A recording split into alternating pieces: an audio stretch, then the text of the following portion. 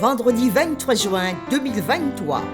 Nous sommes heureux de vous souhaiter la bienvenue en vous accueillant sur votre chaîne pour conclure avec nous le grand thème de ce second trimestre, les 3 messages cosmiques. Soyez bénis par Dieu et dirigés par l'Esprit Saint en ce jour. Nous vous invitons à participer avec nous pour répandre ce message en cliquant sur le pouce et en vous abonnant pour recevoir la notification de chaque jour. En laissant des commentaires sur ce que vous avez compris et appris et en partageant le lien avec vos connaissances. Le texte à mémoriser de cette semaine que nous vous invitons à dire avec nous se trouve dans Apocalypse chapitre 18, le verset 1er. Après cela, je vis descendre du ciel un autre ange qui avait une grande autorité, et toute la terre fut éclairée de sa gloire. Comme chaque vendredi, nous faisons un résumé et des réflexions avancées sur le thème de la semaine. Mais notre série numéro 13 sur Immaculée de la gloire de Dieu est terminée. Et toute la série sur le grand thème, les 3 messages cosmiques, est aussi terminée. Et nous avons passé 3 mois ensemble dans cette étude sur le livre de l'Apocalypse. Ces réflexions se sont centrées sur plusieurs études approfondies. La série numéro 1, Jésus gagne, Satan perd. Puis la série numéro 2, un moment décisif. La série numéro 3, l'Évangile éternel. La série numéro 4, craignez Dieu et donnez-lui gloire. La série numéro 5, la bonne nouvelle du jugement. La série numéro 6, l'heure de son jugement. La série numéro 7, adorer le Créateur. Série numéro 8, le sabbat et la fin. La série numéro 9, une ville nommée Confusion. Série numéro 10, les dernières tromperies de Satan. La série numéro 11, le sceau de Dieu et la marque de la bête, première partie. Série numéro 12, le sceau de Dieu et la marque de la bête, deuxième partie. Et la série numéro 13, Immaculée de la gloire de Dieu. Passons maintenant en revue ces résumés. La série numéro 1, Jésus gagne, Satan perd, du 25 au 31 mars 2023, portait sur le grand conflit entre le bien et le mal à travers les siècles. Et Apocalypse chapitre 12 a présenté 4 grands épisodes de ce conflit. Il s'agit de la rébellion de Lucifer dans le ciel, de sa tentative de détruire l'enfant Jésus, de son attaque contre le peuple de Dieu au Moyen-Âge et de son attaque finale contre le reste du peuple de Dieu dans les derniers jours. Dans chacun de ces conflits, Christ se révèle comme notre Seigneur victorieux, notre Rédempteur triomphant et notre puissant conquérant. Et c'est avec les séquences suivantes que nous les avons faites. Jésus gagne et Satan perd. La guerre dans le ciel. L'attaque de Satan. Accepter la victoire de Jésus. Le reste de Dieu à la fin des temps. La femme dans le désert. Puis la série numéro 2, un moment décisif, du 1er au 7 avril 2023, nous a emmenés à étudier plus particulièrement les 2 moissons d'Apocalypse 14, les versets 14 à 20.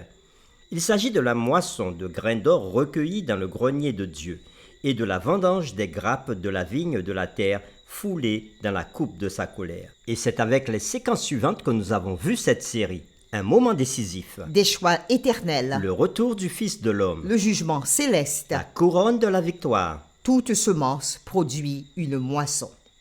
Puis nous avons poursuivi la série numéro 3, l'Évangile éternel, qui s'étendait du 8 au 14 avril 2023. Oui, l'Évangile est la merveilleuse bonne nouvelle de la mort de Christ pour nos péchés, de sa glorieuse résurrection, de son amour et de sa sollicitude toujours présent pour nous. Par la foi en son sang versé et en sa puissance de résurrection, nous sommes délivrés de la peine et de la puissance du péché. L'expression « évangile éternel » dans Apocalypse 14, verset 6 parle du passé, du présent et de l'avenir. Il est à la base d'un avenir plein d'espérance. Il parle de la vie éternelle avec celui qui est impatient d'être avec nous pour toujours. Et c'est avec les séquences suivantes que nous les avons vues. Un livre d'espérance et de grâce. L'Évangile éternel. Une histoire de grâce. Dans le monde entier. Un mouvement missionnaire. Puis nous avons vu la série numéro 4, Craignez Dieu et donnez-lui gloire, qui s'étendait du 15 au 21 avril 2023. Cette série révèle un Dieu d'amour sans fin qui fait tout ce qu'il peut pour nous sauver. Le mot grec du Nouveau Testament pour craindre dans Apocalypse 14, verset 7 est phobéo. Il est utilisé ici non pas dans le sens d'avoir peur de Dieu, mais dans le sens de la révérence, de l'émerveillement et du respect. Il exprime la pensée d'une loyauté absolue envers Dieu et d'une soumission totale à sa volonté. C'est une attitude d'esprit qui est centrée sur Dieu plutôt que sur soi-même. Et c'est avec les séquences suivantes que nous les avons faites. Craignez Dieu. Craindre et obéir à Dieu. Mener une vie centrée sur Dieu. Donner gloire à Dieu. Les vainqueurs d'Apocalypse. Puis, nous avons poursuivi avec la série numéro 5, la bonne nouvelle du jugement, qui s'étendait du 22 au 28 avril 2023. Cette série nous a amenés à explorer les thèmes les plus profonds du jugement en relation avec le grand conflit qui fait rage dans l'univers. Et nous nous sommes penchés plus particulièrement sur ce qui se passe lorsque le peuple fidèle de Dieu est lui-même confronté à l'inévitable jugement à venir. Et c'est avec les séquences suivantes que nous l'avons vu. La signification de l'heure du jugement. La miséricorde et le jugement divin. Une scène magnifique. Un aperçu du ciel. Jésus est digne. La série numéro 6 nous a emmené à considérer le thème « L'heure de son jugement » qui s'étendait du 29 avril au 5 mai 2023. Dans les prophéties de Daniel et d'Apocalypse concernant le jugement, le Saint-Esprit a révélé aux prophètes une preuve mathématique très précise et que l'on peut faire confiance à la parole de Dieu. Il doit y avoir un jugement avant le retour de Christ. L'ange annonce d'une voix forte que l'heure de son jugement est venue, ce qui est dit dans Apocalypse 14, verset 7. Et le livre de Daniel, chapitres 8 et 9, nous donne le moment où ce jugement commence. Au chapitre 8, Daniel voit apparaître en vision des animaux, plus ou moins étranges, qui arrivent dans le paysage. Ils sont puissants, ils ont des cornes qui se brisent et d'autres qui apparaissent pour prendre la place. Ils frappent en divers lieux, combattent et prennent successivement la place. D'abord apparaît un bélier ayant 2 cornes, puis un bouc ayant une grande corne entre les yeux. Sa grande corne se brise et 4 grandes cornes s'élèvent pour la remplacer aux 4 vents des cieux. Mais de l'une d'elles sortit une petite corne qui s'agrandit beaucoup dans toutes les directions. Elle s'éleva jusqu'à l'armée des cieux. Elle fit tomber à terre une partie de cette armée et des étoiles, et elle les foula. Elle s'éleva jusqu'au chef de l'armée, lui enleva le sacrifice perpétuel et renversa le lieu de son sanctuaire. La corne jeta la vérité par terre et réussit dans ses entreprises. Et dans la vision, un saint pose la question. Pendant combien de temps s'accomplira la vision sur le sacrifice perpétuel et sur le péché dévastateur? Jusqu'à quand le sanctuaire et l'armée seront-ils foulés?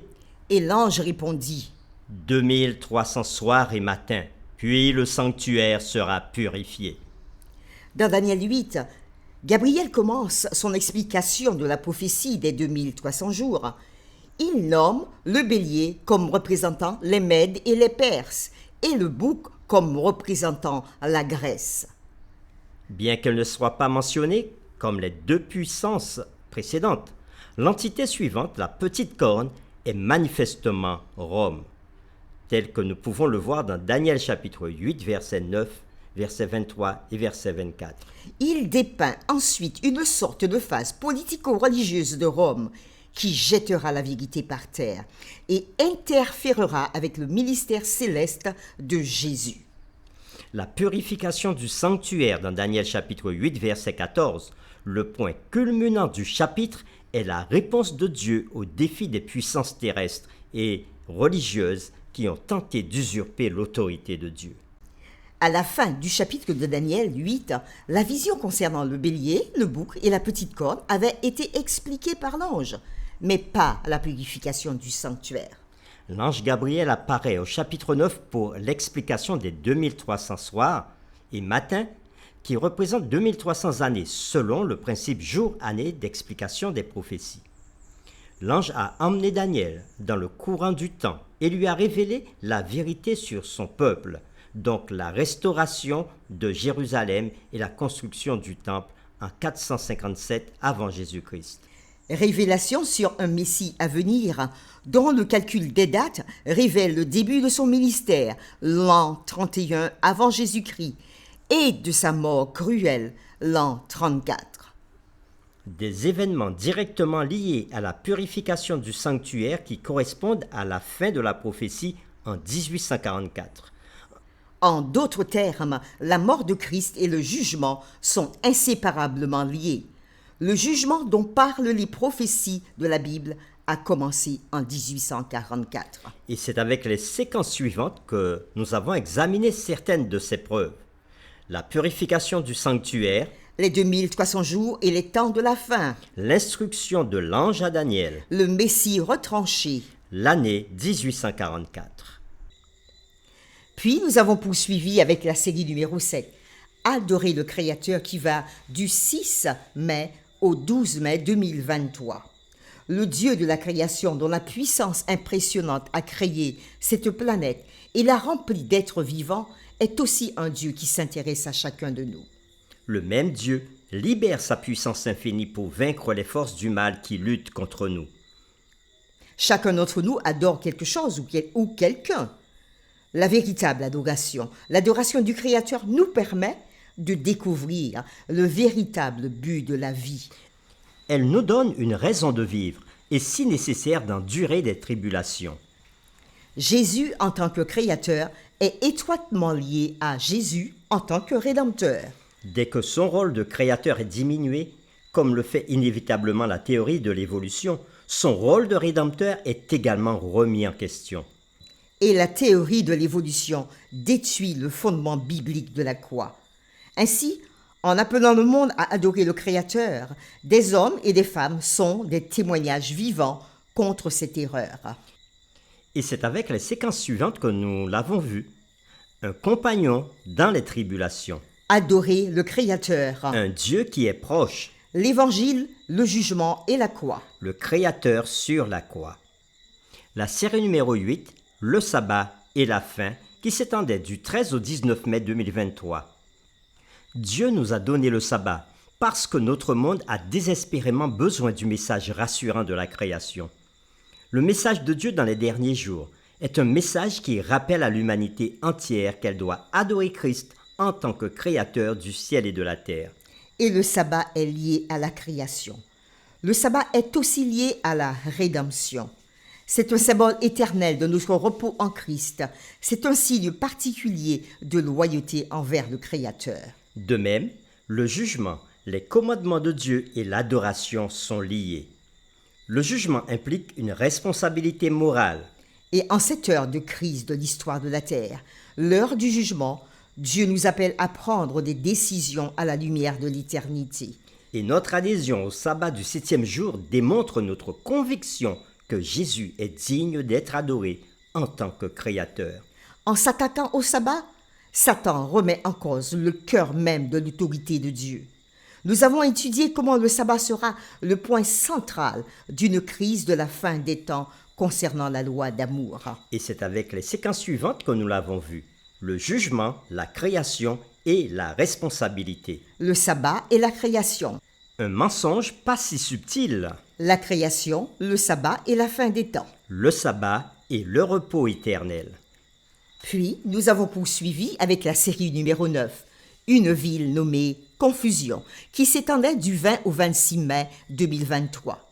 Et nous avons étudié 2 femmes présentées dans le livre de l'Apocalypse et nous avons aussi approfondi le conflit entre la vérité et l'erreur.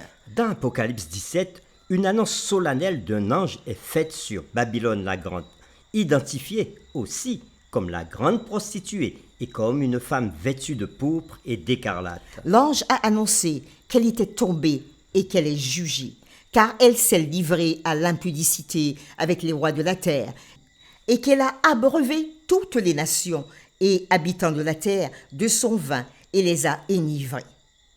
Son impudicité vient du fait qu'elle a quitté son véritable époux, Jésus-Christ, que c'est un système religieux apostat qui a une influence puissante dans le monde comme l'a été dans le passé la ville de Babylone littérale, dans l'histoire. La femme, dans le symbolisme de la Bible, représente l'Église. L'Église, dans ses origines, était unie à Jésus-Christ. L'Église déchue recherche le pouvoir et l'autorité auprès des dirigeants politiques de la terre. Et toute la terre est enivrée de son vin, le vin pur et nouveau de l'évangile que Jésus a donné de proclamer a été déformé et les enseignements de la parole de Dieu sont remplacés par les enseignements des chefs religieux humains. Il devient le vin de Babylone. Et un autre indice a permis d'identifier clairement le mystère de Babylone la Grande. C'est l'idolâtrie qui était au cœur du culte babylonien. Apocalypse parle de l'étendue de l'influence de Babylone qui englobe le monde entier, toute nation, toute tribu, tout peuple. La terre entière est concernée. Et dans les derniers jours de l'histoire de la terre, un système politico-religieux se lèvera, la Babylone spirituelle, avec un chef spirituel, prétendant parler en tant que Dieu. Sa parole sera déclarée être la parole même de Dieu, et ses commandements les commandements de Dieu. Ce système opposé, ou encore cette femme vêtue de pourpre, avec la puissance du dragon, c'est-à-dire le diable, ira faire la guerre à une autre femme. Enveloppée du soleil, la lune sous ses pieds et une couronne de 12 étoiles sur sa tête qui représente l'Église de Jésus-Christ, ceux qui gardent les commandements de Dieu et la foi de Jésus. Mais l'Église de Jésus-Christ triomphera. Et c'est avec les séquences suivantes que nous l'avons vu. Deux systèmes opposés. Le vin de la fureur. Mystère, Babylone la Grande. Un appel à l'engagement. Babylone, centre de l'idolâtrie. Nous avons poursuivi avec la série numéro 10, qui était intitulée « Les dernières tromperies de Satan » et qui s'étendait du 27 mai au 2 juin 2023. Nous avons étudié les deux principales faussetés de Babylone, le concept de l'immortalité de l'âme et l'adoration du soleil. Et nous avons continué à examiner non seulement les ruses de Babylone, mais aussi le plan de Jésus pour nous sauver d'elle et de la mort qu'elle entraîne. Et c'est avec les séquences suivantes que nous l'avons fait. Le chemin qui paraît juste aux yeux de l'homme. Le vieux mensonge sur l'immortalité. Babylone, centre de l'adoration du soleil. Un appel à la fidélité. La grâce pour obéissance. La série numéro 11, le sceau de Dieu et la marque de la bête, première partie qui s'étendait du 3 au 9 juin 2023. Cette série nous a aidé à identifier le peuple de Dieu des derniers jours. Ils gardent les commandements de Dieu et ont la foi de Jésus. Et ils suivent l'agneau. Cette série a révélé les caractéristiques de la bête qui monte de la mer dans Apocalypse chapitre 13. Et c'est avec les séquences suivantes que nous l'avons fait. Une endurance inébranlable. La lutte cosmique. Moissonner ce que nous semons. Ceux qui suivent l'agneau. Jésus, notre seul médiateur. Et dans la série numéro 12, qui parle le sceau de Dieu et la marque de la bête, deuxième partie, qui s'étend du 10 au 16 juin 2023. Nous avons vu que la puissance de la bête d'Apocalypse 13 et 14 représente un système mondial de fausse adoration. Dans les siècles précédents, cette puissance a dominé le paysage religieux jusqu'à recevoir une blessure mortelle en 1798 après Jésus-Christ. Respectivement dans Daniel chapitre 7, le verset 25, Apocalypse 13, verset 5. Apocalypse 12, verset 6, les expressions « un temps, des temps et la moitié d'un temps » 42 mois et 1260 jours s'appliquent toutes à la même période de temps. Et avec le principe jour-année, il représente 1260 années de suprématie de la petite corne identifiée comme étant la bête qui monte de la mer ou le pouvoir politico-religieux catholique romain. Apocalypse 13, verset 12 annonce que la blessure mortelle sera guérie et le monde entier entendra encore parler de cette puissance.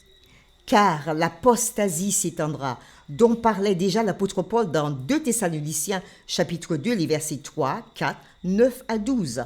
Des germes d'apostasie déjà présents dans l'Église du Nouveau Testament et qui refleuriraient encore dans les siècles à venir avant la seconde venue de Jésus-Christ. Deutéronome 6, verset 8 et Deutéronome 11, verset 18 parlent des instructions de Dieu pour inscrire sa loi d'amour en l'homme. Sur son front, siège de la conscience et de l'intelligence, et dans ses mains, les mains qui sont les sièges des activités manuelles. Satan aussi fait une contrefaçon par l'intermédiaire de la bête que nous voyons dans Apocalypse chapitre 14 verset 9, qui lui aussi place sa marque sur le front et sur la main. Et contrairement à ceux qui reçoivent la marque de la bête, d'autres reçoivent le sceau de Dieu sur leur front. Les sceaux étaient utilisés dans les temps anciens pour attester de l'authenticité de documents officiels. Nous pourrions donc nous attendre à trouver le sceau de Dieu intégré dans sa loi. Et dans Exode chapitre 20 versets 8 à 11, oui, ce texte parle du commandement du sabbat comme possédant les éléments d'un sceau biblique. Il comporte un nom, l'Éternel ton Dieu, un titre, le Créateur, et un territoire, les cieux, la terre, la mer et tout ce qui s'y trouve. Les saints dont parle l'Apocalypse gardent les commandements de Dieu. Et parmi ces commandements figure le 4e qui parle du sabbat, qui porte le sceau de Dieu. Ce 4e commandement qui est donc exécutoire et irrévocable, qui a été modifié, contrefait par la puissance de la bête. Et c'est avec les séquences suivantes que nous l'avons fait. La blessure mortelle, L'apostasie, la stratégie finale de Satan, la marque de la bête. le test. Et nous terminons aujourd'hui avec la série numéro 13, intitulée « Immaculée de la gloire de Dieu », qui s'est étendue du 17 au 23 juin 2023. Cette série a permis d'étudier les prédictions de l'Apocalypse concernant les derniers mouvements de l'histoire de cette terre.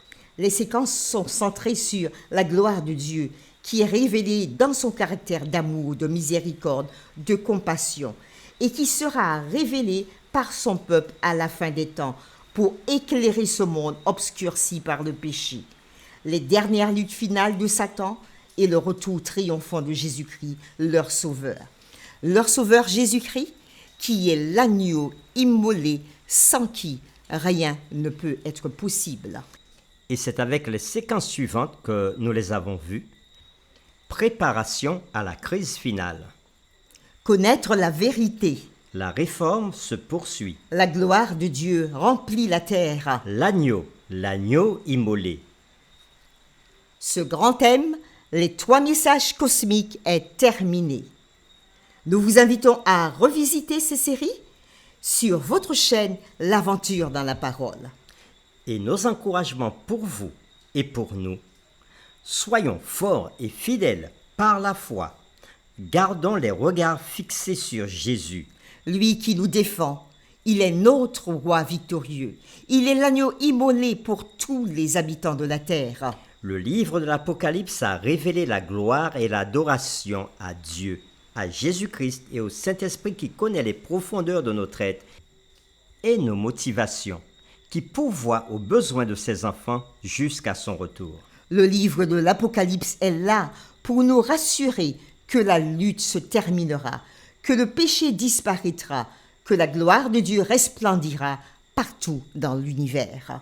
Les séquences de ce trimestre ont été préparées sous la direction de Mark Finlay et présentées dans L'Aventure dans la Parole Avec Henrietta et Ronnie, avec la contribution musicale de Robert G.